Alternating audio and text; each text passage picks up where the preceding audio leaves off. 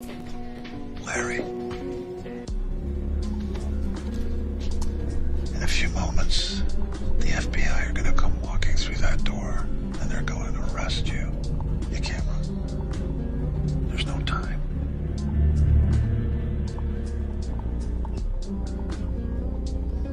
Rhodes fucked me like you thought he would. And you got the call before you went on, didn't you?